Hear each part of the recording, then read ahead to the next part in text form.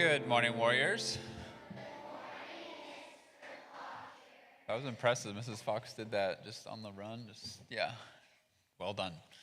Please join me in the pledge to the Bible. I pledge allegiance to the Bible, God's holy word. I will make it a lamp unto my feet and a light unto my path. I will hide its words in my heart that I might not sin against God. Join me in the pledge to the flag. I pledge allegiance to the flag of the United States of America and to the republic for which it stands, one nation, under God, indivisible, with liberty and justice for all. We've been working through our catechism questions. We've been working through the Ten Commandments, the importance of knowing the law of God. It first convicts us of sin, and then once through faith, we are united with Christ. It shows us how we are to live and please Him. Let's see. Let's start with the question of what do the first four commandments teach? Let's start there. What do the first four commandments teach? What it means? What's the last six commandments teach?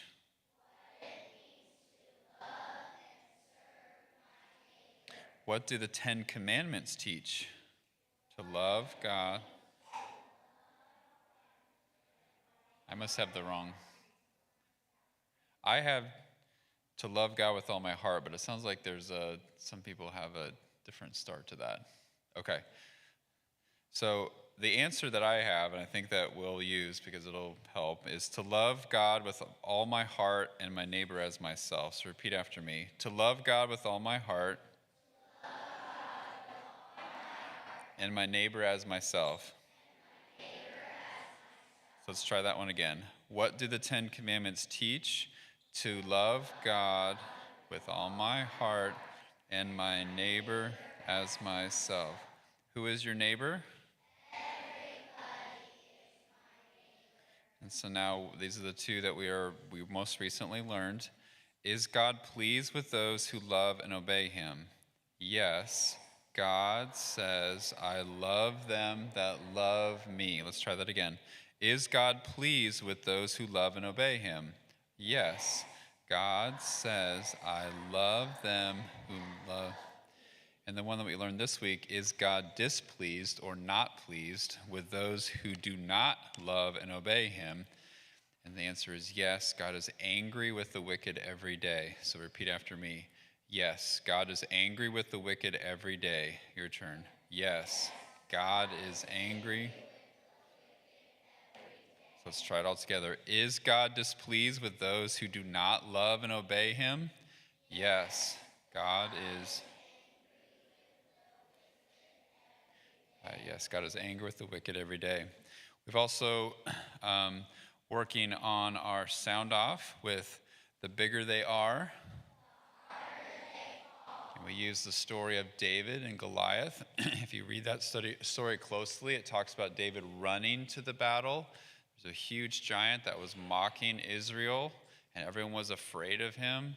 But David ran to the battle, and just using small stones, God used him to defeat the giant. And that's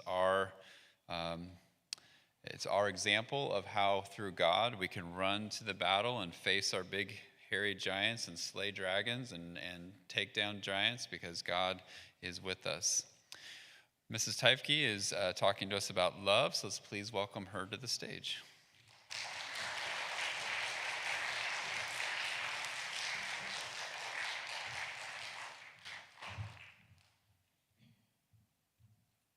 Good morning, warriors. How are you today? Very good. We all are better than we deserve. Very good. Well, we've talked a lot the past couple weeks about all the things that love is. So today I want to talk about what love isn't, and I want to give you a really good example that I have from my personal life. So I'm hoping that this will help you as you go throughout today. And trying to show love is something we have to choose every day. It doesn't come easy, okay?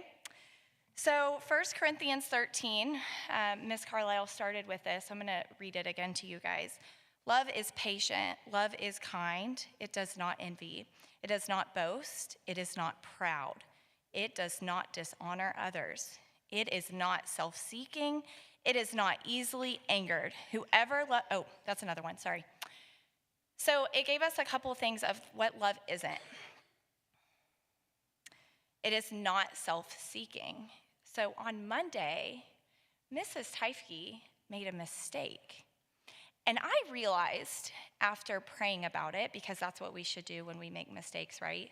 Take a minute. I talk to my class a lot about this, right? Fourth graders, you don't have to have an answer right away. You can stop, you can pray, you can reflect on it and ask God to show you the right answer.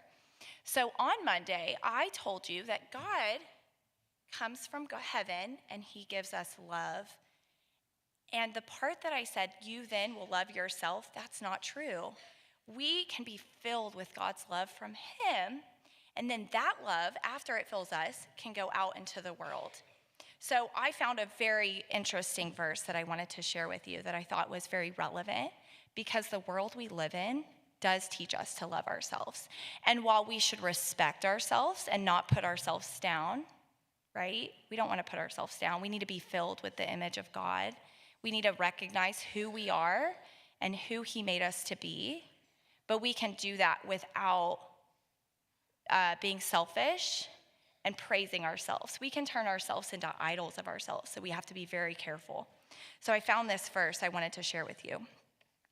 Mark this, there will be terrible times in the last days. People will be lovers of themselves, lovers of money, boastful, proud, abusive, disobedient to their parents, ungrateful, unholy, slanderers. It says that in 2 Timothy 3. So today, as we go about our day, I want us to really think about how to not be lovers of ourselves. It's really easy to say, what do I want? Make ourselves our own king.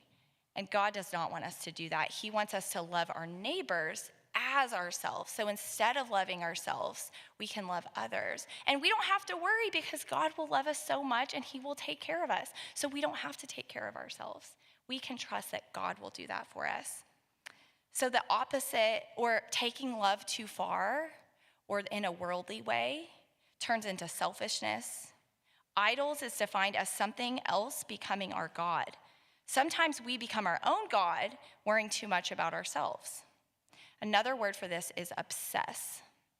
Obsess, the definition of this, is to preoccupy or fill the mind of someone continually, intrusively, and to a troubling extent. So we have to be really careful what we set our minds on, right, guys? One more thing about idols from 1 Corinthians 8, 1 through 3. Now, concerning things offered to idols, we know that we all have knowledge. Knowledge puffs up, but love edifies. And if anyone thinks that he knows anything, he knows nothing, yet as he ought to know. But if anyone loves God, this one is known by him.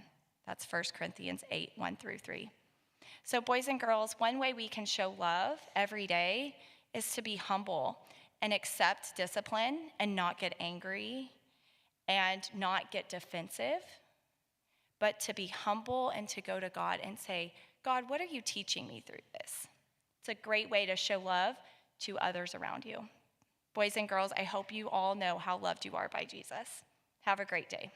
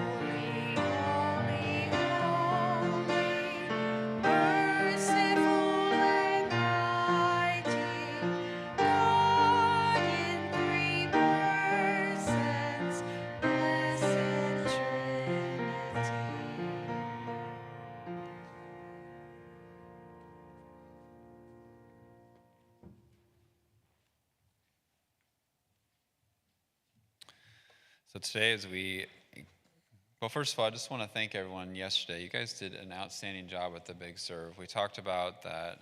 Our big question of the year is, how then shall we live? One of the answers is we live through service, through loving our neighbors. And you guys did a wonderful job. Many of you served the school by helping clean up the campus. First and second grade were served the community by cleaning up the parks. Third through sixth, you helped out the community by cleaning up the beaches, and you guys did a wonderful job. You represented the school well and the Lord well, so thank you so much for that and showing a heart of service and love for your neighbor, so thank you so much. Let's continue that love for our neighbor here today as we serve one another now here in our classroom at school. All right, the Lord be with you.